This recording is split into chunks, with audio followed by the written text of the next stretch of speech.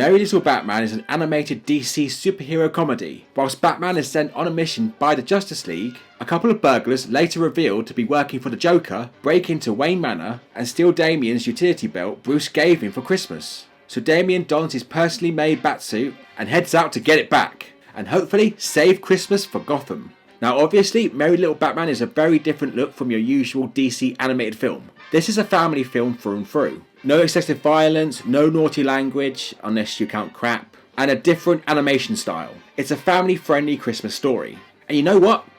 I'm okay with it. It's nice to shake things up, and it's Christmas. And I think Merry Little Batman is a lot of fun. It's so much fun. So much fun. So much fun. So much fun. The animation is probably the biggest difference here. It reminds me of some of the cartoons from Cartoon Network about over a decade ago, and with all the chaos that happens throughout the film, which I will talk about in a bit, I think it works. It manages to keep up with everything on the screen, and the character designs are interesting. Bruce Wayne / Batman looks like your standard cartoon dad. Not so much in the batsuit, but you can still notice it. Dad bod, dad hair, dad beard, dad chin. Yeah, it's all there. Thank God there's no dad butt. Not a bad thing, just a likeable touch I think. Damian looks cool as a mini Batman. And Alfred, I'm not gonna lie, he looks like he's on the verge of a stroke. Cut down on the red meat and the sherry, you old bugger. I'm concerned. Also, I have to say the score is really good.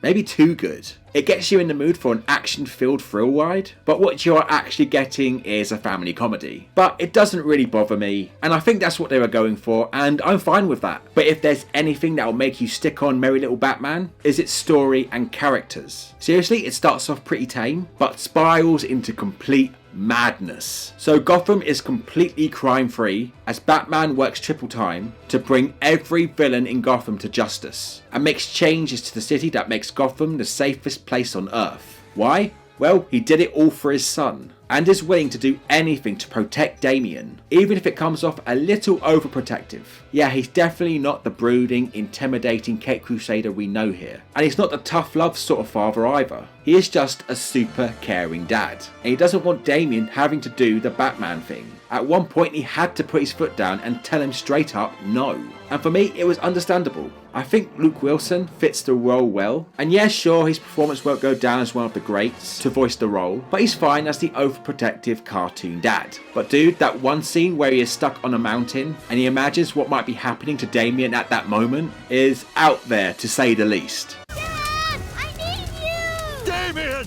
I'll see you in the promised land! Alfred, no! Holy shit! Who thought it was a good idea to show a kid being crushed by burning debris? Mate, I know it was a thought, but it's a bit much, isn't it? I mean, Judge Claude Frollo, probably the most evil when it comes to animated villains, didn't actually end up chucking the baby down the well, did he? Kids films kinda need boundaries. And this is coming from a guy who hates censorship. What is wrong with me?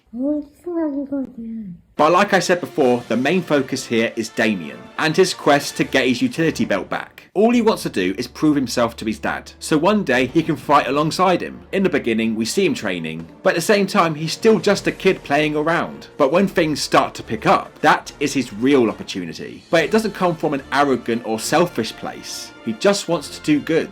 And all in all, I found Damian quite likeable and backed him all the way, even if he does end up messing everything up. And that's putting it lightly. Alfred is like the cool granddad, always happy to put up with Damian's shenanigans, always wanting to put a smile on his face, and is capable of understanding, just like Alfred should be. Also, he's voiced by James Cromwell, the dude who played the farmer in Babe. That's pretty cool. But seriously, how f***ing long does it take to get a bag of marshmallows? In fact, everything in this film that happened is because he went out to get f***ing marshmallows. Old people driving, am I right? But seriously though, we should probably look out for them.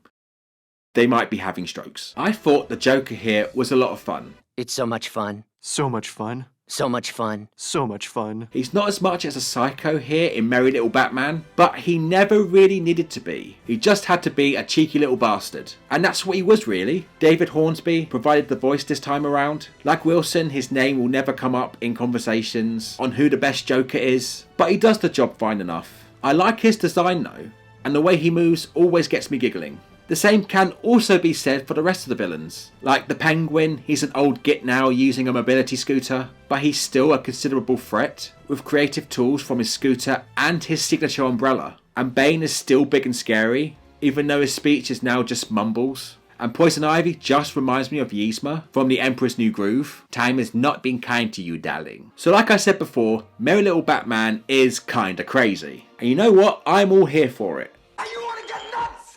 Come on, let's get nuts. The action sequences for a family film are actually really good. Cartoony and mostly played for laughs, which actually did make me laugh at some points, I'm not gonna lie, but still can satisfy that superhero action itch. But those are not even the craziest things you'll see in this film. Damien, in an attempt to retrieve his belt, ends up causing more chaos than the villains themselves. And I found these to be the funniest bits in the film, especially from the people of Gotham, because after not having crime on the streets for a while, everyone goes hysterical when it happens. People are crashing cars, they're tripping over children in complete panic, not giving two shits. I probably shouldn't even find this funny, but as it's Christmas, f*** it.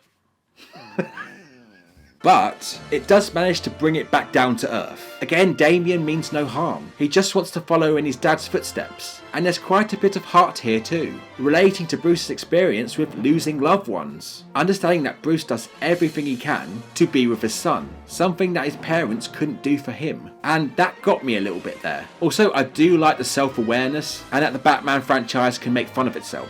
But I think the film is throwing way too many shots at Batman and Robin, with the bat nipples, the bat skate reference. Is it a bat grappling gun? Nope. Bat ice skates? What, skates? Well, that's just silly. And the Arnie like Mr. Freeze. Ice puns and all. Oh wait, I got one. Time for you to get ice cream. Shut the fuck up! Yes, I get it. Batman and Robin is a bad movie. But we've heard it all before. So, move on. Batman Forever and The Dark Knight Rises needs hate too. All in all, even though I think this is not a standout Christmas film, Merry Little Batman does deserve a bit of love. An awesome but insane Christmas adventure, with Damien trying to stop a fun villainous plan, with the best of Batman's rogues gallery, with some heartfelt moments to balance it out. But Batman still gets his moment to shine, finished off with fun animation. It's so much fun. So much fun. So much fun. So much fun. And cool fight scenes. In fact, it made me want to watch the Christmas episode of Batman the Animated Series, where the Joker sings that Jingle Bell parody for the first time. Jingle bells, Batman smelt, Robin laid an egg. The Batmobile lost the wheel, and the Joker got away. In fact, I might watch it later. Anyway, so yeah, if you have a spare hour and a half, I recommend this film. It's a nice little DC animated Christmas film, and I hope you have a Merry Little Batman. And that was my review of Merry Little Batman. But what do you guys think? Have you seen the film? What do you think about it? Did you like it? Did you not like it? Do you agree with me? Do you disagree with me? Comment down below and let me in the know. And that's about everything for today, my friends, and thank you so much for tuning in, and I hope you enjoyed this video. If you like what you saw, make sure you like, share, subscribe, hit that bell for notifications, and follow me on Facebook, X and Instagram. I've been Titch, and I'll see you guys in the next one. Take care and Merry Christmas.